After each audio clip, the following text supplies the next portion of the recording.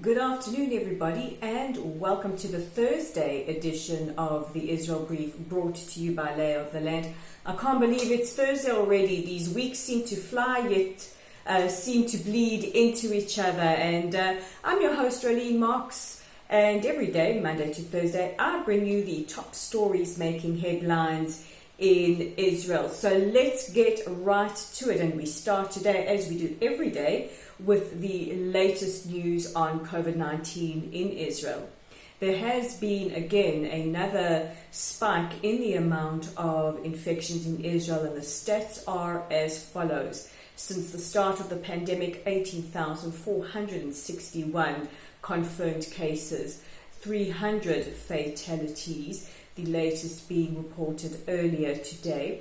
Currently, there are 2,947 people infected with the coronavirus, 31 of them serious and 24 needing ventilators, and 15,514 have made full recoveries.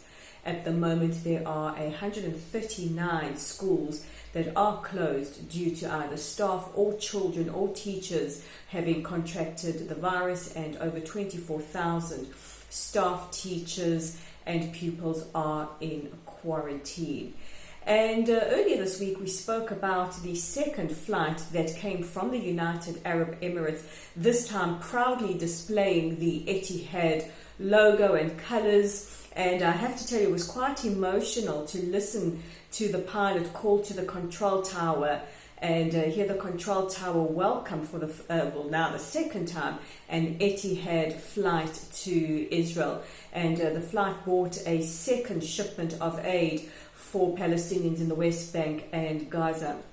However, for the second time, the Palestinian Authority has refused to accept the aid, saying that they weren't included in the coordination. And it does beg the question of many saying, at a time when we are all united to fight this virus, when we need to help each other, is this really responsible care for your citizens to turn away such important aid that does include PPE equipment for healthcare providers? Also in news, the top doctor has been urged to quit after news has broken that he allowed several, including a billionaire friend of his infected with COVID-19, to skip the quarantine. And this is not to be taken lightly, and Prime Minister Netanyahu said just yesterday that we will be stepping up the regulations and making sure that people are sticking to the rules and the penalties as well. In other news, German Foreign Minister Maas has been in the country, his first overseas trip since the start of the global pandemic, and this is to caution Israel against possible annexation. Yesterday he met with Foreign Minister Gabi Ashkenazi, but also last night met with Prime Minister Benjamin Netanyahu, and Benjamin Netanyahu reiterated to him that in order for Israel to maintain its security, we would have to apply sovereignty or annex parts of the West Bank. However, Maas reiterated that the European Union does support a two-state solution. Palestinians have apparently come to the table with how they see a possible solution, the details of which have yet to be released. But one interesting development was several Palestinians speaking to Israel's Channel 13, saying that they possibly would welcome Israeli sovereignty over some of their villages, accusing the Palestinian Authority of plundering the money and not taking care of their citizens. Very, very interesting to hear from Palestinians what they feel about this possible annexation. And our final news story, the Settlements Minister Tzipi Hotovely has announced that she has accepted the offer from Prime Minister Netanyahu to be the next ambassador to the United Kingdom. Hotovely would replace Mark Regev, somebody who is tremendously respected in global circles as well as the diplomatic world. He has served his term in the United Kingdom for 5 years and will return to the Prime Minister's office where he previously served as a spokesperson.